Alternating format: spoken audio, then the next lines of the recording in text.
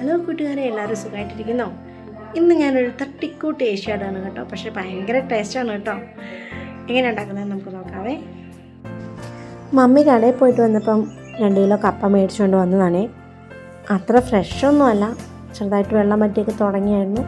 കപ്പ കൊണ്ടുവന്നപ്പം ഇത്തിരി ബീഫ് കറി വെച്ചിരിപ്പുണ്ടായിരുന്നേ. അപ്പോൾ എന്നാൽ പിന്നെ ഞങ്ങളെപ്പോഴും ഇങ്ങനെ ഉണ്ടെന്നുണ്ടെങ്കിൽ, കപ്പ ഉണ്ടെന്നുണ്ടെങ്കിൽ ഇങ്ങനെ ചെയ്യാറുള്ളതാണ് കേട്ടോ. അപ്പം എന്നാൽ കുറച്ച് കപ്പ ബിരിയാണി ഉണ്ടാക്കിയാലോ എന്നുള്ള ഒരാഗ്രഹം മമ്മിയും ഞാനും കൂടെ അങ്ങ് പെട്ടെന്ന്. അപ്പം ഞാനോർത്ത് തന്നാൽ പിന്നെ അത് വീഡിയോ എടുത്ത് നിങ്ങളെ കാണിക്കാമെന്ന്.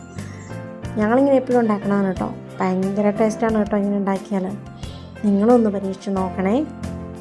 അപ്പം അതിന് വേണ്ടിയിട്ട് ഞാൻ കപ്പയൊക്കെ തൊലി പൊളിച്ച് എടുക്കുവാണ് കേട്ടോ. ഈ എള്ളും കപ്പയെന്ന് പറയുമ്പോഴും അതുപോലെ കപ്പ ബിരിയാണി എന്ന് പറയുമ്പോഴും എള്ളും കപ്പയ്ക്കകത്ത് നന്നായിട്ട് എള്ളൊക്കെ ചേർക്കും. കപ്പ ബിരിയാണി എന്ന് പറയുന്നതും രണ്ടും ഒന്നാണെങ്കിൽ കൂടി കപ്പ ബിരിയാണി നമ്മൾ കടയിൽ നിന്ന് മേടിക്കുമ്പോൾ എള്ളൊന്നുമില്ല, ഫുള്ള് ഇറച്ചി തന്നെയായിരിക്കും അവരതിനകത്ത് ചേർക്കുന്നത്. എന്നിട്ട് അതിൻ്റെ മുകളിൽ എന്താ പറയണേ, മുട്ട ചീകിയിടും, മുട്ട പുഴുങ്ങിയത് ചീകിയിടും. അതുപോലെ തന്നെ സവോളയൊക്കെ വെച്ച് നല്ല സെറ്റാക്കി അടിപൊളിയായിട്ടായിരിക്കും അവർ നമുക്ക് കൊണ്ടുതരുന്നത്. ചിലർ തേങ്ങ വറുത്തിടാറുണ്ട്. അതുപോലെ പലരും പല രീതിക്കാണ് കേട്ടോ. ഞങ്ങൾ ഒരുപാട് രീതിക്കകത്തുണ്ടാകും. പക്ഷേ ഞങ്ങൾ എളുപ്പത്തിൽ തട്ടിക്കൂട്ടി ഉണ്ടാക്കുന്നതാണ് കേട്ടോ ഇത്.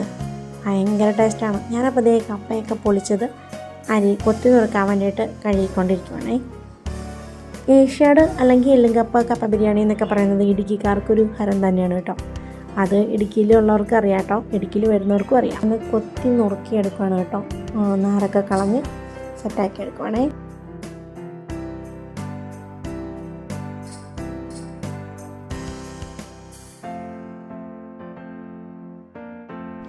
നുറുക്കിയ കപ്പ ഒന്നുകൂടെ ഒന്ന് സെറ്റായിട്ട് കഴുകി വാരിയെടുക്കുന്നതാണേ.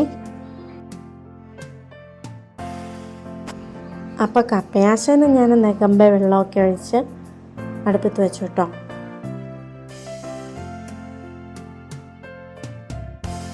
കപ്പ വെട്ടി തിളച്ച് കഴിഞ്ഞപ്പോൾ ഞാൻ മഞ്ഞൾപ്പൊടിയും അതുപോലെ വേണ്ട ഉപ്പും ചേർത്ത് കൊടുത്തു കേട്ടോ. അപ്പോൾ അത് വെന്ത് സെറ്റായി വെള്ളം ഊറ്റി വെച്ചേ. അപ്പോൾ അതിലോട്ട് നമ്മൾ ഇരുന്ന ഇറച്ചിക്കറി ചേർത്ത് കൊടുക്കുകയാണ് കേട്ടോ. രാവിലത്തെ ഇറച്ചിക്കറിയാണേ.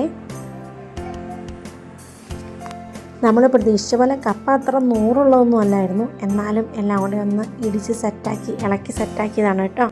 ഈ സമയം നമുക്ക് കുറച്ച് വെളിച്ചെണ്ണയും കൂടി ഒഴിച്ച് കൊടുക്കാം കേട്ടോ. അപ്പോൾ നമ്മുടെ കപ്പ ബിരിയാണി അടിപൊളി കിടുക്കാച്ചി കിണ്ണം കാച്ചിയായിട്ട് സെറ്റായി കേട്ടോ കൂട്ടുകാരെ. അപ്പോൾ വീഡിയോ ഇഷ്ടമായി ലൈക്ക് ചെയ്യാനും ഷെയർ ചെയ്യാനും കമൻറ്റ് ചെയ്യാനൊന്നും മറക്കല്ലോ കേട്ടോ. പുതിയൊരു വീഡിയോ ആയിട്ട് വീണ്ടും കാണാം. ബൈ.